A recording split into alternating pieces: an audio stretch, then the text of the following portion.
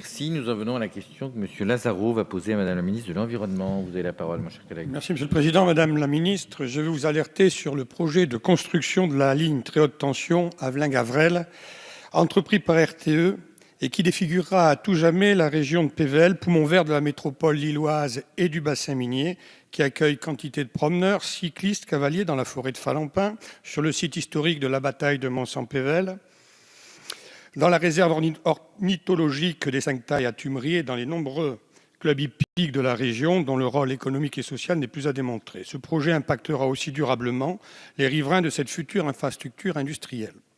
Alors que le gouvernement se donne comme objectif de réduire de 50% la consommation d'énergie d'ici 2050, celle de l'électricité de 25%, et incite aux énergies alternatives, cette véritable autoroute électrique imaginée en 2003, l'une des plus puissantes et des plus hautes d'Europe, n'a plus lieu d'être alors que l'ensemble de la région est déjà parfaitement desservie et sécurisée par les lignes existantes. En effet, RTE projette la construction de cette ligne de 2 fois 400 kV sur pas moins de 28 km, avec 24 câbles, 57 pylônes de 70 mètres de haut, dont 29 pylônes espacés de seulement 300 mètres sur les 9 km de la Pével. Négligeant a priori les multiples risques sanitaires et environnementaux démontrés, RTE refuse l'enfouissement de 10 km de cette ligne en zone ouverte rurale, enfouissement dont nous avons l'amère impression qu'il n'a pas été sérieusement étudié. En ce qui concerne les risques sanitaires, le Centre international de recherche sur le cancer a classé en catégorie 2B possiblement cancérigène les champs magnétiques domestiques de très basse fréquence et en catégorie 3 les champs électriques et les champs magnétiques statiques. Or, RTE n'en a pas fait état lors de la concertation. Au nombre de ces risques sanitaires figure non limitativement l'augmentation du risque de leucémie aiguë de l'enfant, de cancers cérébraux et du sein. À titre d'exemple, une équipe de l'INSERM a mis en évidence une augmentation de ce risque leucémique chez les enfants de moins de 5 ans, dès lors qu'ils habitent jusqu'à 2,6 fois lorsqu'ils résident entre 0 et 50 mètres d'une ligne très haute tension et 1,6 fois à 100 mètres. Les troubles de l'humeur dans le cadre du syndrome d'hypersensibilité électromagnétique, des dysfonctionnements d'appareils médicaux, dont les pacemakers, des atteintes du système immunitaire. Au nombre des risques environnementaux ont été observées les modifications du comportement du bétail et de sa productivité, ainsi que des cultures maraîchères et fruitières. Or, je vous rappelle que la Pével est précisément riche en exploitations agricoles et en élevage de bovins et de chevaux. Les oiseaux et les abeilles en perdent également le nord, c'est pour vous dire.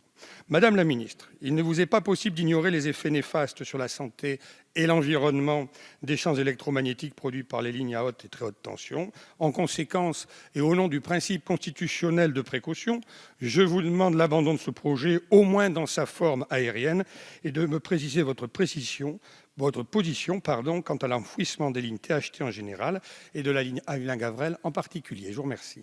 Merci. Madame la ministre, vous avez la parole. Merci, Monsieur le Président. Monsieur le député Lazaro, vous avez interrogé Madame Ségolène Royal, ministre de l'Environnement, de l'Énergie et de la Mer chargée des relations internationales sur le climat, réunissant actuellement la Commission supérieure des sites, perspectives et paysages. Elle m'a chargée de vous répondre. Vous attirez son attention sur la reconstruction de la ligne THT Avelin-Gravel actuelle. Cette ligne, qui existe déjà, ne comporte qu'un circuit et transporte des flux croissants d'électricité résultant de l'essor des énergies renouvelables et des échanges interrégionaux et européens. Au-delà de son rôle d'alimentation, elle participe donc à la transition énergétique par son rôle d'insertion et de mutualisation de ces renouvelables en Europe.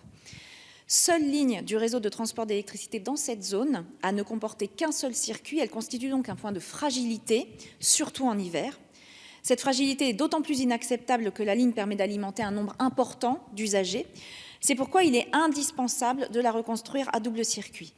Cette reconstruction sera suivie de la suppression de la ligne actuelle. Le paysage ne sera donc pas profondément modifié par l'ajout du double circuit. Vous souhaitez que la ligne soit mise en souterrain au niveau de la Pével. Ségolène Royal a été très attentive à votre demande.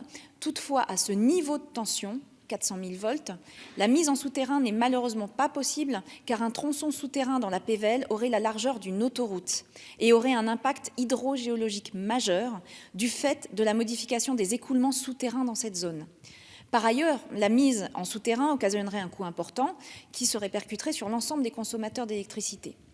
En outre, le souterrain n'offre pas la même qualité d'alimentation indispensable sur le réseau de grands transports européens, mais aussi pour les consommateurs d'électricité du Nord et du Pas-de-Calais.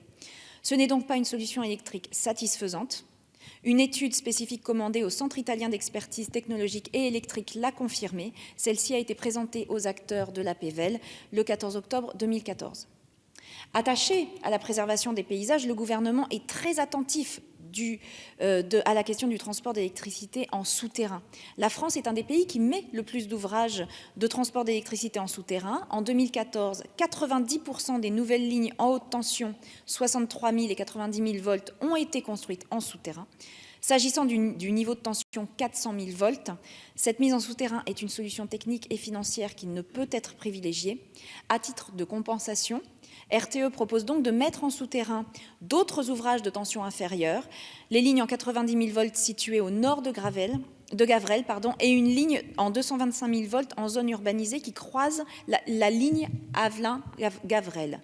Pour la reconstruction de 30 km de lignes aériennes, RTE va déposer près de 80 km d'ouvrages existants en haute tension. D'autres mises en souterrain pourraient d'ailleurs être envisagées en partenariat avec les propriétaires des réseaux de distribution. Merci. En réponse, Monsieur Lazaro, vous avez la parole. Merci, Madame la Ministre. Je ne peux pas me satisfaire de la réponse, vous l'imaginez, pour deux raisons. La première, c'est que visiblement RTE a toujours nié le fait qu'il y ait un transit européen. Nous n'arrêtons pas de le dire. Avec le député européen Dominique Riquet, nous travaillons sur le sujet. RTE réfute cet argument. Je vous remercie de l'avoir souligné. Donc il faudra qu'RTE s'explique enfin sur l'impact de la ligne. Autorisez-moi quand même, vous qui connaissez bien la région, autorisez-moi à vous préciser quand même qu'une ligne qui passe de 6 fils à 24 fils va profondément impacter le territoire de l'APVEL. Enfin, sur le dernier point, troisième point que j'avais oublié de citer, sur l'enfouissement, on nous dit que c'est impossible, d'autres techniques disent que c'est possible et ça vaudrait peut-être le coup en tous les cas d'y réfléchir et donner en tous les cas de la part de RTE le sentiment auprès des différents acteurs que ça a été véritablement, sereinement et efficacement étudié, ce qui n'est pas le cas aujourd'hui. Je vous remercie. Merci. La parole est à